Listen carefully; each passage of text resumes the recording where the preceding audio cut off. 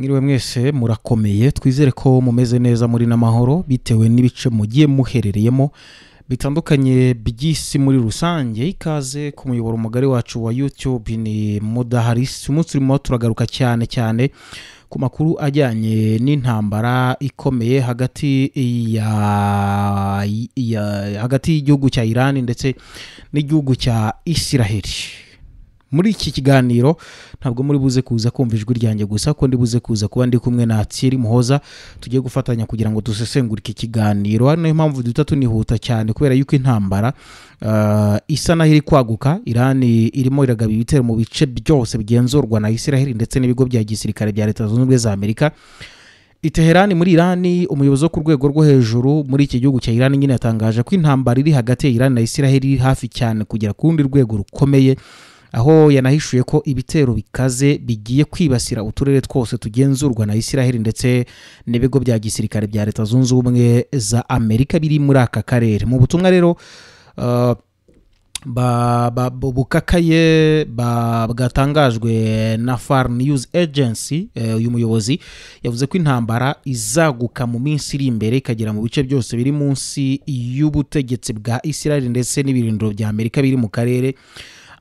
Abagaba ibitero ngo bazahinduka intego y'igikorwa gikaze kandi rwose kinarambuye cy'ubwihisho bwa Iran. Aya magambo y'igitutu aje mu gihe bushyamirane hagati ya Israel ndetse na Iran bukomeje gufata indi ntera, by'umwihariko nyuma y'ibitero by'inkubiri byagiye bigabwa ku mpande zombi mu minsi ishize, byanahitanye abantu benshi ndetse bigatera impungenge z'uko akarere ko mu burasirazuba bwo hagati gashobora kwinjira mu ntambara mu buryo bweruye. Ariko aho ibintu bigeze ubu ngubu, Iran irashinja Israel n'inshuti zayo guhungabanya umutekano n'ubusugire bwayo ndetse no kwinjira mu bikorwa bya gisirikare bihungabanya akarere. Ni icyemezo cya Amerika cyo gukomeza gushyigikira Israel nacyo cyakomeje gufatwa nk'ubushotoranyi na leta ya Teherani, bikaba ari nabyo bikomeje kubyutsa uburakari n'umugambi wo kwihorera.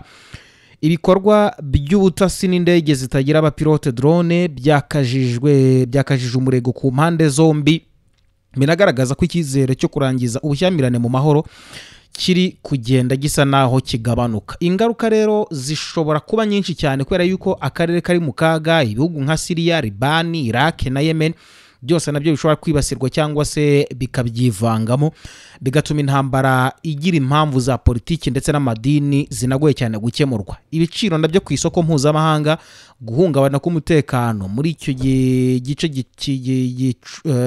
kibumbati ibikomoka kuri peteroli nabyo bishobora gutuma n'ubundi biciro bizamuka ku isoko ry'isi. Umutekano wa Amerika mu karere, ibigo bya gisirikare ndetse n'abasirikare bayo bashobora nabo kuba intego nyamukuru, bikaba byanatera igisubizo gikaze cya Leta Zunze Ubumwe za Amerika kubera yuko ibigo byayo bya gisirikare byamaze kuraswa n'abasirikare bayo bamaze kuraswa. Iran iravuga yuko ibikorwa byo kwihorera bigomba kuba binini kandi byihuse, ikanemeza ko ibingibi ngo bigiye gukora bizaba n'ubundi ari igisubizo cyemewe n'amategeko mpuzamahanga ku bikorwa yita agression. Iran irasaba ibihugu by'amahanga kudashyigikira Israel niba bishaka ko akarere kagira amahoro. Mu butumwa buherutse bwanatanzwe n'ibinyamakuru by'imbere mu gihugu, bwasaga n'ubutanga ishusho y'intwaro ziri kwitegurwa kurashishwa, ingabo ziri mu myitozo idasanzwe ndetse n'ubufatanye burushijeho hagati ya Iran n'imitwe y'inyeshyamba ikora muri Liban ndetse na Palestine. Ariko kugeza ubu mu gihe amaso ya benshi ariko banyapolitiki b'i Washington, Tel Aviv na Teheran, impungenge ni nyinshi ku buryo igikorwa cyose gishobora kuba ikibatsi gitwika akarere kose. Mwabyumvise, ntabwo ndi jyenyine, ndi kumwe na Thierry Muhoza. Ndanatangira mubasa ntese intambara mpuzamahanga yaba ari yo kwitegurwa hagati ya Iran ndetse na Israel, tutanasize n'intambara iguhuza Uburusiya na Ukraine.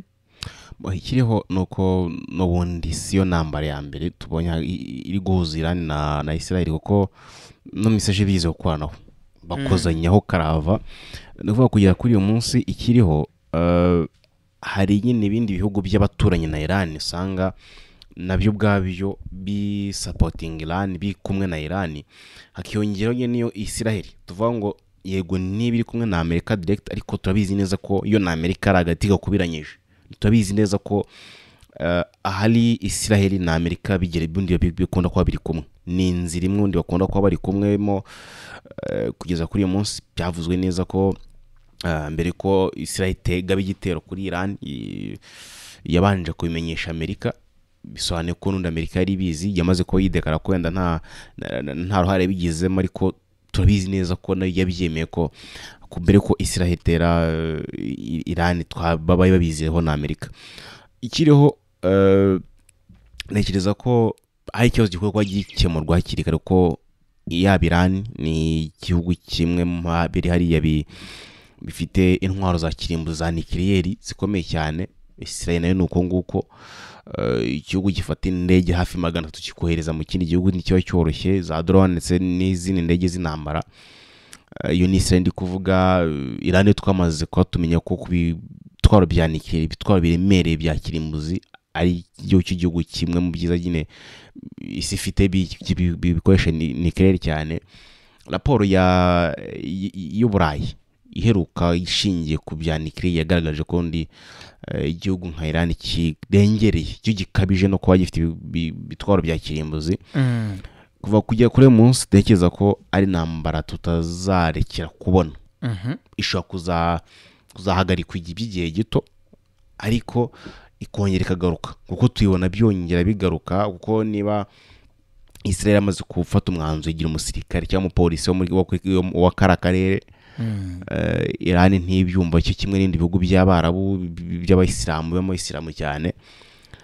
Ikiriho ni intambara zanguma tubona iby'umwaka isa nkaho ishingiye ku madini, abakristo ndetse n'Abayisilamu, kuko bamwe bakora ati twebwe ntago twayoborwa n'Abayisiraheli bakristo, abandi bati nabo rwose uko muteye ntago bemera kuyobora aka karere.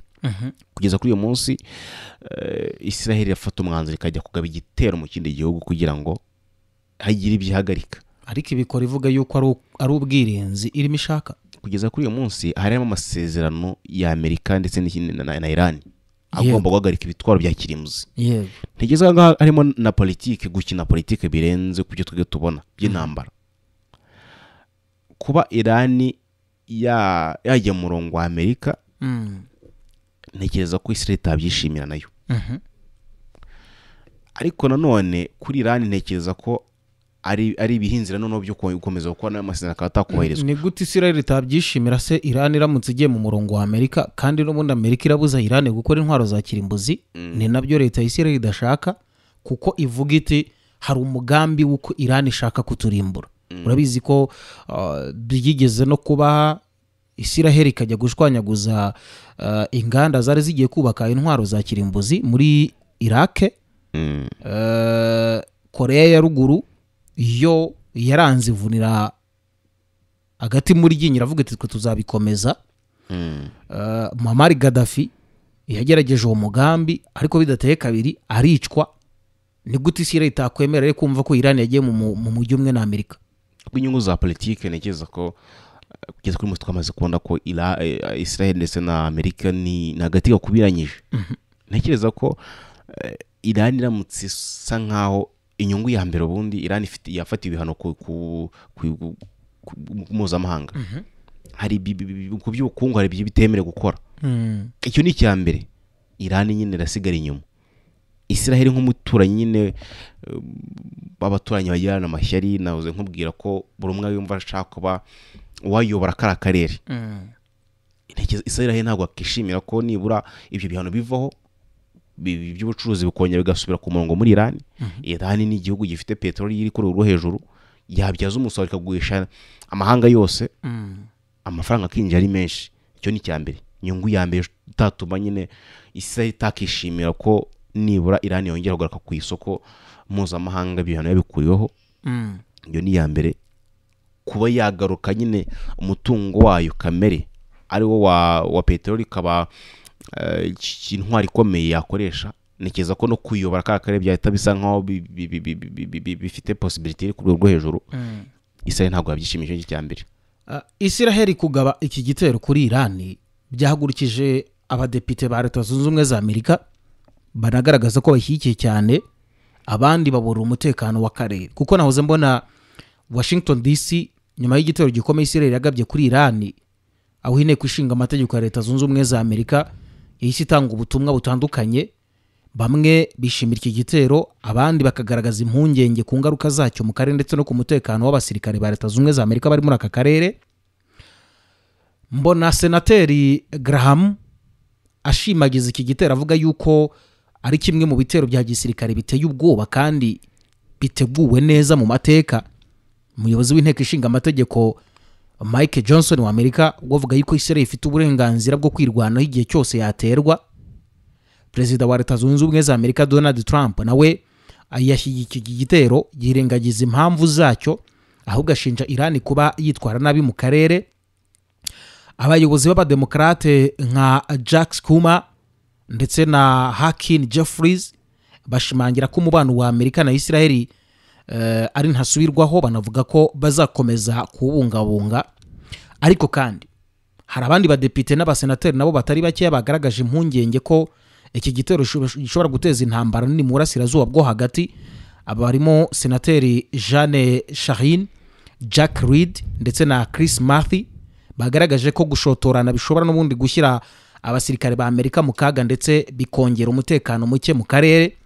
Depite Gregory Mix, umwe mu bayobozi b'akanama gashinzwe ububanyi n'amahanga, yavuze yuko iki kibazo cy'uyu munsi ngo gishingiye ku cyemezo cya Donald Trump cyo kuva mu masezerano ya nucleaire na Iran mu 2018, ariko arongeraho ko amahoro n'ubwumvikane binyuze mu biganiro nabyo bishoboka. Hari na bamwe basabye kwitonda, bavuga bati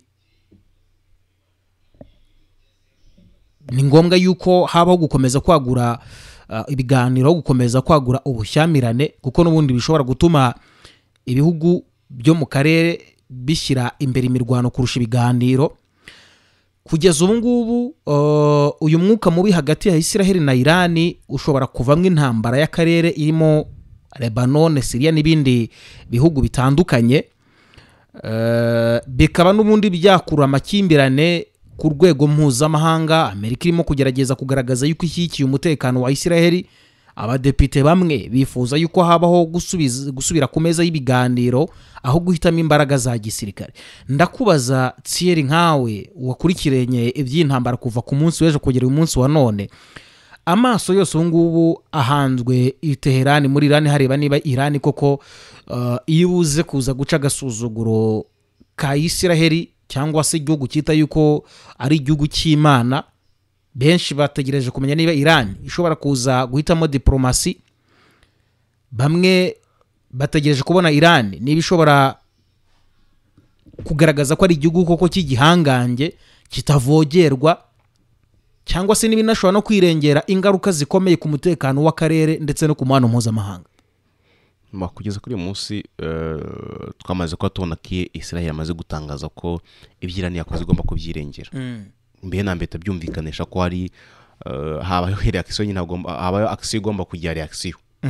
Habaho igikorwa Iran yakoze igomba kukuryozwa. Iyo ni intambara y'uruhererekane. Gikurikiyeho kujya tubona noneho hazaho ama episode. Sezo ya mbere yarangiye, harakurikira ya kabiri, Israel yateye, Iran yongeye iteye. Nekeza ko kuri Israel kuri Iran hatagize indi reaction yiba kuri Israel ikora kugiga bigitero muri Iran, nekeza ko nta kindi cyakongera kubaho.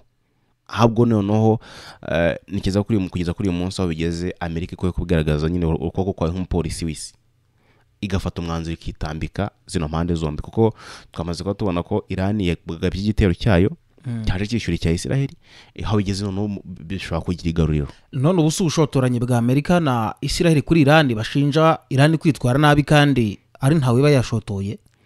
Ntekereza ko kuri bo wenda butase bwa burakora, ariko nyine ikikomeye kuri bo ni politike birenze kuba ari ubushotoranye bundi, kuko naze nk'ubwa nyine ibyo bihano bafatiwe biramutse bivuyeho, Iran kiri mu bimwe mu bihugu byaba bihagaze neza mu buryo bwa finance, buryo bwa mikoro.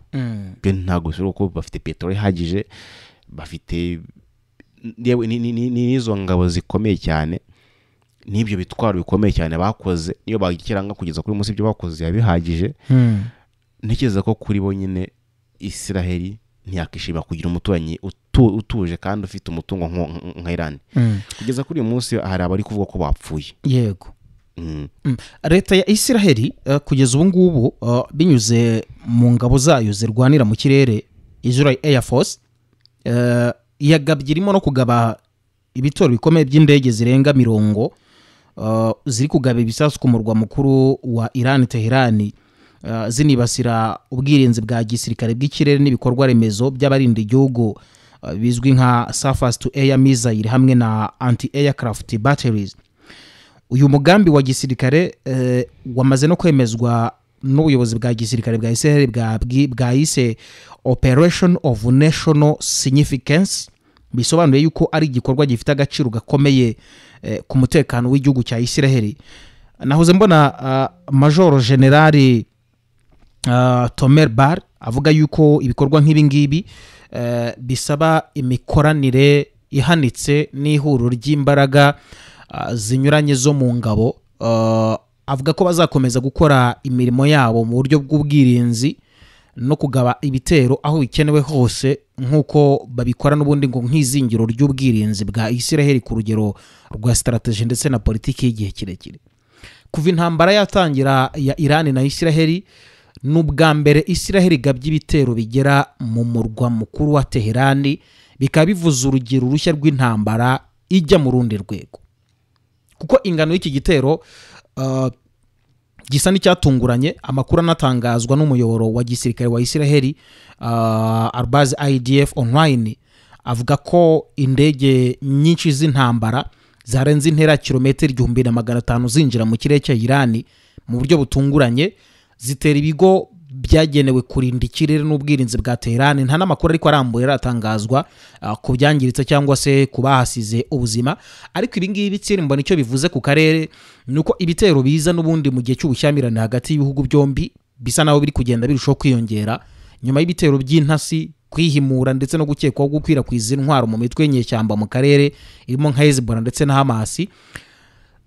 Ibihugu bikomeye birimo Leta Zunze Ubumwe za Amerika, Ubufaransa, Ubwongereza biracyasaba impande zombi kugira ubushishozi, ariko ibikorwa nk'ibi ngibi biragaragaza ko intambara yabirimo kwinjira mu cyiciro gishya. Ukurikije uko ibintu bimeze kugeza ubu ngubu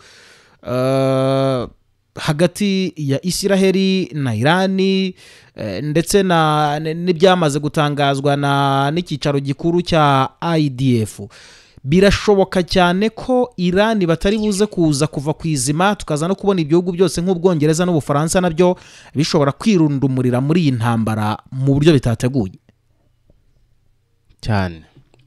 Birashoboka cyane kuko twabonye nyine amaze kuvuga kugarutse ku mitwe nyine Iran bivuga ko itera inkunga kandi yose ifite ahantu ihuriye na Israel. Yego, intego zose no kwinjira muri Israel. Nikiriza ko kuri bo ikiriho ntacyo batakora ngo Israel nayo yongere iryoze ibyo yakoze.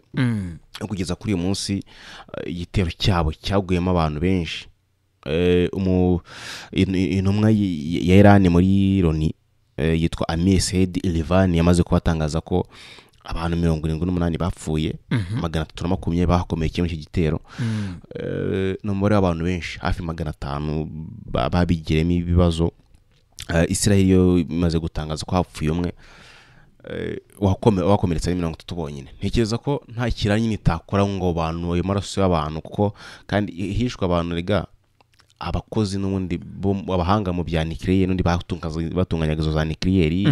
Hishwe umugabo w'ingabo, hishwe abasirikare bakomeye cyane ba Iran. Ntekereza ko ntacyo barakora niba bagera muri 20, ntacyo barakora niba ngo baryoze Israel cyo yakoze mu gitero bagabye mu ijoro ryacye. Cyo nta cyo na kimwe byagaragaye ko kibasiye cyane bikomeye ibigo by'igisirikare cya Israel, ariko nta kintu na Koplito ministeri ishinzwe kwivuna abanzi ya Israel. Nta bantu baratangazwa bagendeye muri ibyo ngibyo, kuko ibitero byinshi byanapfubirijwemo n'ubundi ko ni ibisasu barasaga n'ubundi misiri zitarenga n'ijana. Ariko nahoze mbona IDF ivuga yuko igitero cyoherejwe na Repubulika ya Isilamu ya Iran ari igitero cyari gikomeye, cyarimo misiri zirenga 150 na drone z'ubwoko butandukanye byose byahise binagaragazwa nk'igitero kinini kitigeze kibaho hagati y'ibihugu kuva mu myaka yashize.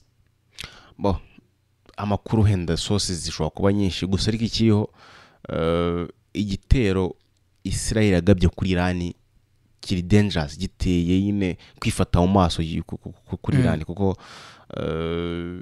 ikimwe mu bintu nyine ikomeye ni nuclear, ibi bitwaro bya nuclear ibyinshi byarasenywe, abahanga benshi babikoragamo ndi babigendeyemo. Amaraso y'umugabo w'ingabo byo ni ibindi abasirikare bahaguyemo ni benshi. Ntekereza ko ugeranyije kubyishyuwe kubyakozwe n'ibyishyuwe nta na 50 karimo nibura. Irani binyuze mu itangazo rya Minisiteri y'Ingabo, ubwo wenda turasa naho turimo turasoza ikiganiro cyacu, yatangaje ko iki gitero bakoze kuri Israel kiswe Operation True Promise 3 kigamije kwihorera ku gitero Israel yabagabyeho cyane cyane ku bindo bya gisirikare byo muri Iran mu mujyi wa Isfahan ndetse n'ayitwa Natanzi, aho ubushakashatsi bwa nucleaire bunakorerwa.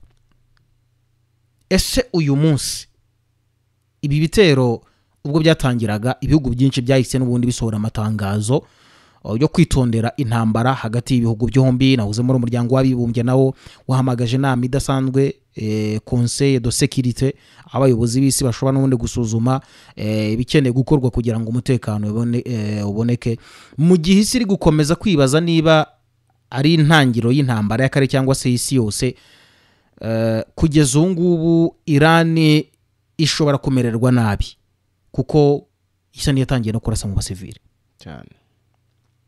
Ibi birashoboka ko Iran ishobora gufatirwa ibihano nubwo atari cyo gihugu cyatangije intambara, ariko se na drone zayo z'intambara zifite ubushobozi bwo guhagarika igihugu cya Israel n'igisirikare cya Israel. Gufatirwa ibihano byo y'intambara irimo byinshi biri inyuma y'amarido bya politike kurenza ko turi kubona nyine koze intambara cyangwa icyateye intambara. Ko kugeza kuri uyu munsi natuvuga ngo Iran ikishinjwa kirenze ibindi byose ngo no kwigabana ibitero mu basivili, cyo ni cya kinambara direct, bihano ugomba kubifatirwa. Akiyongeraho nyine uko kuboko kwa Amerika turi kuvugamo ngaha muri uyu muhande kuri iri guharizamo, yewe niyo Israel tuvuga ngo n'umwana murizi muri Loni, Amerika yiryamyeho, ibihugu byinshi by'Iburayi biryamyeho, no kuvuga ngo Iran ni wa mwana n'ubundi wa mwana murizi. Yego, ibyivuga byose nta shingiro bifite, nta shingiro kuko n'ibyo bihugu byo muri West Africa West by'Iburayi n'ubundi byinshi n'uri bisanga byarafatiye ibihano, biri mu bihano muri ibyo bihugu. Rero nta direct undi bitabyumvikana ko ntaho kuririra. Umwongeza nturi bwa umunyabare nturi bwa muririre, Amerika nturi bwa iririre, kandi turabizi neza ko Loni ari Amerika n'abanyaburayi. Yego, so ngibyo birumvikana. ni naha dusoreje ikiganiro, ariko mbibutse yuko nubwo Iran iri gukora ibi bitero yemera koresha missile ballistique zisaga 150, drone z'intambara zirenga 100 mu bice bya Tel Aviv ndetse na Haifa. 3 bimaze gutangazwa yuko bapfuye, abakomeretse bararenga 90. Amashusho arerekana n'ubundi gusenyuka kw'amazu ndetse n'ibikoresho. Inzira z'ikirere mu karere zirafunze, igiciro cya essence cyazamutse w'10%. Isoko ry'imari naryo ryatindahaye. Inama hagati ya Amerika na Iran nazo zisa nizahagaritswe. Amahanga rero kugeza ubu ngubu yose yahagaritse umutima n'iyi ntambara. Abantu bose barasabwa gusengera amahoro kugira ngo abe yaboneka. Reka nkushimire cyane, wakoze cyane. Nshimire cyane n'abo twabanye. Ubwo turi buze kuza kongera guhura mu zindi updates zigezweho hagati ya Israel ndetse na Iran muri iyi ntambara.